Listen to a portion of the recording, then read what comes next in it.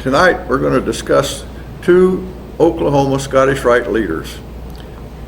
First, Rufus O. Renfrew, who was the next Scottish Rite SGIG in line from the others, and then we'll discuss William S. Key, who was his successor. So we'll take two and get started on the first one. For the last 7 months, I have featured the leaders of the Oklahoma Scottish Rite. This has covered the first 37 years of the fraternity, that is, the fraternity here in this state. We have covered the first 6 SGIGs and a deputy of the Supreme Council. Of these 7, only the first was from the Guthrie Valley. The others were all from the McAlester Valley. As a matter of fact, all were actually from the city of McAlester. After the death of A.U. Thomas, this consecutive streak came to an end with the election of Rufus Renfrew as deputy in 1936. He was a member of the Guthrie Valley and a citizen of the city of Woodward. All streaks eventually end. However, from my research, Renfrew was a very good and capable man, notwithstanding the fact he wasn't from the McAlester Valley. As an aside, regarding the McAlester dominance, in those days the SGIGs did not have the power that they have today. The masters of the 4 lodges were the real powers, particularly the Venerable Master of the Lodge of Perfection, as he was in charge of the money and also was the moderator when the masters met for on such things as reunions and so forth. The SGIG was the liaison between the Orient and the Supreme Council. I presume there was a major player. They were still a major player in the awarding of honors. Guthrie was so important back in those days as they were the #1 valley in the southern jurisdiction. So they, speaking of the masters, probably did what they pretty well wanted to do with or without the SGIG's blessing. You will recall that all changed in 1966 when the advisory conference was installed and the masters were limited to a 1-year term. We will talk more about that when we get into the regime of Charles Rosenberg. Back to Rufus Oakley Renfrew. Now that's a tough name, Rufus Oakley. Our subject matter last time was A.U. Thomas, and he was Abraham Ulysses Thomas, and he went by A.U. And I was wondering why Mr. Renfrew didn't go with R.O. But I didn't know him, of course, and so I really don't know about that. But this gentleman's resume is amazing. He must have been a natural-born leader, as everything he ever belonged to, he became the leader or the president. Watch how this plays out as we take a quick look at Oklahoma's 6th Sovereign Grand Inspector General. He was born on a farm near Mirabel, Missouri in 1872. At the age of 15, his family moved from Missouri to Kansas, where he finished high school and college. He became a school teacher upon graduation. In 1893, his parents, not he, but his parents participated in the Cherokee Outlet Land Run, sometimes inappropriately referred to as the Cherokee Strip Run. I'll answer that later on if anybody wants to talk about the land run. This was the largest of the 4 land runs that were done in Oklahoma, both in the number of participants, 100,000 people, and also in the land mass. The Renfrews settled in the Alva area, and shortly thereafter, Rufus followed them, where he continued teaching school. In 1898, Rufus Renfrew married Stella Long. At the turn of the century, Renfrew began his entrepreneurial business career in Alva. He left the teaching business and began a furniture store, which he operated for 5 years. He then saw new opportunities in Woodward, moving there to establish a title and abstract insurance and McAlester and real estate mortgage loan business, which he managed from 1905 to 1912. In that year, he incorporated the Renfrew Investment Company, which handled all of his varied business activities, and he would be president and principal owner of this company for the rest of his life. Through the years, his investments included oil and gas leases and royalties from producing wells, as well as agricultural activities. Listen to this. Now this is amazing. He's in the investments type business, and he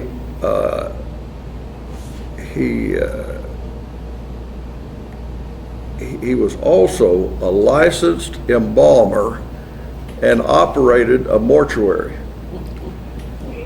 Now, that's what I call a varied or diversified operation.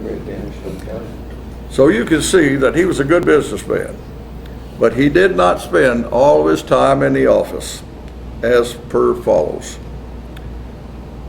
As almost all of our other leaders that we've talked about, he was a community builder. Listen to a quick rundown. This is in Woodward now. He was a city councilman for a number of years and was mayor for 4 years. President of the Chamber of Commerce, organizer and director of the Bank of Woodward, active in Boy Scouts, receiving the Silver Beaver Award. He gave 20 acres of land near Bowling Springs Park for a scout camp. He was on the committee that drafted the bylaws that created the State Chamber of Commerce in 1922, and he was held in such high esteem that he was continued as the director of that organization until he died in 1950. Not only was he an elder of the Presbyterian Church, but he taught a men's Bible class.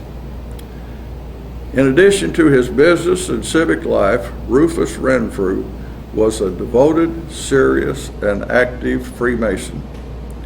His leadership qualities were utilized by each Masonic organization. His Blue Lodge work was done in the city of Alva in 1901. Of course, he demitted to Woodward when relocating to that community, and when he got to Woodward, he served as worshipful master there in 1918. He was active in the Grand Lodge and was elected Most Worshipful Grand Master in 1929. He was one of the incorporators, organizers, and the first secretary of the Masonic Charity Foundation of Oklahoma. And you all know what the Masonic Charity Foundation has done through the years for this state masonry. He went through all the Yorkite organizations and was a member of the Red Cross of Constantine and served as sovereign in 1935. He was an honorary member of the India Temple of the Order of the Shrine. In 1908, he went through the consistory and received his 32nd degree hat in Guthrie. Guthrie's first temple, which was downtown in the city of Guthrie. He received his KCCH in 1913, was coroneted the 33rd in 1915. He then became chairman. I would think that this would be amazing. He became the chairman of the Temple Building Corporation, which later erected the huge, remarkable, and stately Scottish Rite Temple in Guthrie. So that had to have been a remarkable accomplishment. Brother Rufus Renfrew was elevated to the highest Scottish Rite position in the state in 1936 succeeding the late A.U. Thomas. He was deputy of the Supreme Council from 1936 until October of 1939, where he was crowned as an acting member of the Supreme Council and, of course, SGIG in Oklahoma. His years as the state Scottish Rite leader were not normal years. He began in 1936, which was probably the depth of the Great Depression. Both valleys were wrestling with the debts from the construction of their huge buildings, and also at this same time during the Depression, their numbers were falling every year. This was the first 5 years of his reign as SGIG. And then this 5-year period was followed by the war years, when many of the members of the fraternity were in the military, which made things tough to all continue operations. And then, of course, his last 4 years were the 4 years of the post-war era, where membership began increasing. So his tour of duty as SGIG, which was the longest tenure in office of anyone holding this position, at least as of that time, was a very difficult time. You know, his personal business activities were taking a hit, as they were mostly agriculture and oil and gas, and both of these really suffered during the Great Depression. Notwithstanding the obstacles, he, along with some devoted members of each valley, kept the good ship Scottish Rite afloat and in a position to rally when good times reappeared. Rufus O. Renfrew died on March 21st, 1950 at his home in Woodward, leaving his wife and 1 daughter. He was 77 years old. Brother Renfrew was one of those rare individuals who created new life in everything in which he was involved. He was determined to make a success in all activities. This was definitely true with the Oklahoma Scottish Rite. He was able to push people toward a goal, and yet he was able to make friends in the process. Another strong leader, a good Mason, and a good man. His reign was followed by an interesting Oklahoma personality who had some ties to McAlester. His name was William Schaefer Key. Brother Key, let me start at the beginning. He was born in southern Georgia, October the 6th, 1889. He graduated from Opelika High School in 1906. After high school, he worked in a hardware store for 5 years. He decided then to seek his fortune in the new frontier of Oklahoma. Knowing a little bit about hardware, he started a hardware business in Wewoka, Oklahoma in 1911 at the age of 22. Wewoka at this time was experiencing its first but smaller boomtown era. Let me insert here a little historical note. Oil was first discovered in Wewoka in 1907, and after a few years it seemed to run out as further drilling produced no results. But during those first few years, which was when Renfrew arrived there, it was still in a somewhat of a boom type situation. However, 16 years later, in 1923, the big Seminole field was discovered, which was basically in the Wewoka area, more so than in what we call the city of Seminole now. And this really produced big time boomtown era in the city of Wewoka. So that gives you a little perspective of the community there. Key's greatest achievement in Wewoka was his marriage to a lady named Irene Davis in 1914. His wife's mother was a prominent member of the Seminole tribe, and a few years later, she became the first female chief of the Seminole Nation, and she reigned for about 12 years. While Key was still in Georgia, he joined the Georgia National Guard and was the first lieutenant when he left to come to Oklahoma. Upon arrival in Oklahoma, he joined the Oklahoma Guard and eventually, and after a while, served as company commander in Wewoka. In 1916, he was promoted to captain, and his guard unit was deployed to the Mexican border in the military skirmish with Pancho Villa.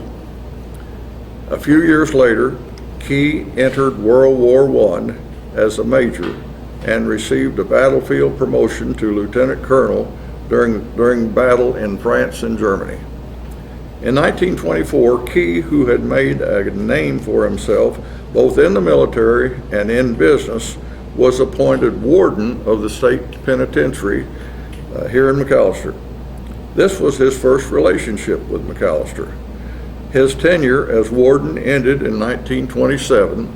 However, he was recalled to serve as warden for 6 months during 1935, which I don't know exactly what the reasoning was there, what happened, but anyway, he had a short term back in the city of McAlester. Mr. and Mrs. Key moved to Oklahoma City in 1927, where he engaged in business as an independent oil and gas operator. He established the Keyokla, Keyokla, Keyokla Oil Company. He built the Key building and also was involved in real estate. Evidently, having his business interest in good order at a relatively young age, he turned his attention to public service and community service.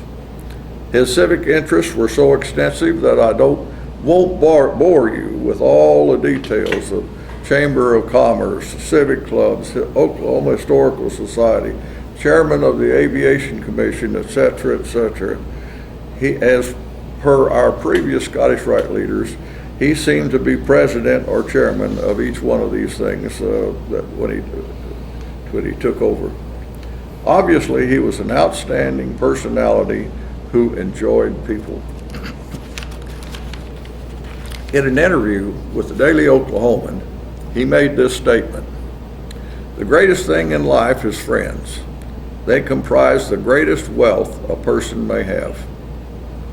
This personality style served him very well in his public service as well. Of course, his service as warden could fall under this public service category. From 1928 to 1930, he served as chairman of the Pardon and Parole Board.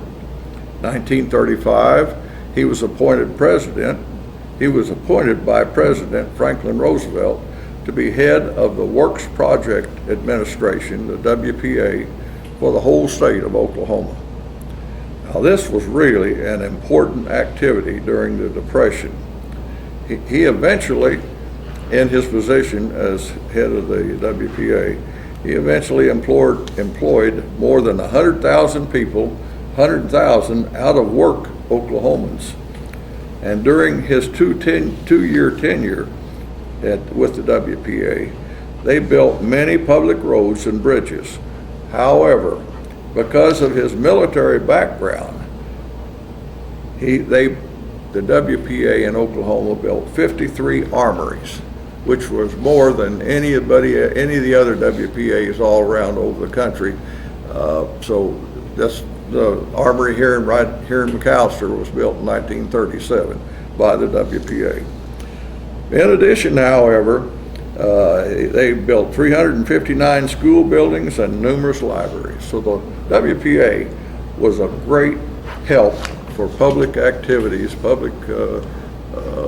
community activities, and it put men to work, which was the primary thing. In 1938, Key embarked on a new and very ambitious project. He became the Democratic candidate for governor. Yep, he decided to become governor.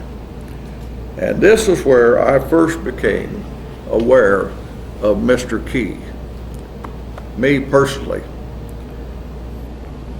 The story I'm going to tell you is be real quick, but when I was 8 years old, which was 1938, I found a campaign sign for Key for governor, and it was a piece of wood, and it was shaped like a key, and that caught my attention. The name Key and the thing looked like a key, and so I brought it home. And I stuck it in the ground in front of my house and said, okay, I think Key is the best man. What did I know about being the governor at 8 years old?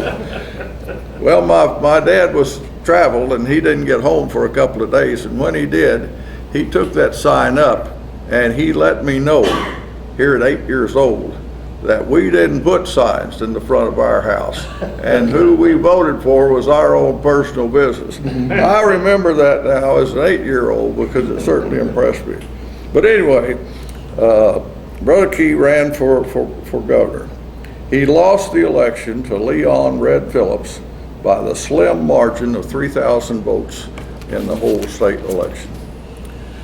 During all these years, since moving to Oklahoma City, he had remained active in the National Guard. With the World War II looking inevitable, the Oklahoma 45th Division was mobilized with Major General Key as the commander. They were sent to Fort Sill for training. Key remained in this position until September of 1942. When he was transferred to the European theater, where he served in numerous non-combat roles. Evidently at this time, he was old enough that they figured he wasn't supposed to be in a combat situation. So anyway, he served during the war. Now we know the man, the general, the Oklahoma City civic and public servant, the businessman. Now let's look at William S. Key as a Mason. He was raised a Master Mason in Seminole Lodge 147 at Wewoka in 1913 and served as a worshipful master in 1921. He joined the Indian consistory at McAlester in 1920. He was exalted a Royal Arch Mason in Indian Chapter Number 1 here in McAlester, and joined Cryptic Council at McAlester in 1927. He then proceeded to become a Knight Templar in Oklahoma City that same year. In October 1929, he was decorated a KCCH and then was coroneted 33rd degree in 1937. He was a member of India Temple of the Shrine. He was elected to St. Luke Conclave of the Red Cross of Constantine in McAlester and became its sovereign in 1932. He was appointed deputy of the Supreme Council upon Brother Renfrew's death in 1950 and became the SGIG the next year. He served as the SGIG during the next 9 years, from 1950 to 1959. His most noted action was the creation and chartering of the Third Valley in Oklahoma at Tulsa. He was able to obtain letters temporary for an LOP, which of course is the first step in creating a consistory, and that was placed in Tulsa. We will hear more about that next month. On January 6, 1959, William Schaefer Key died.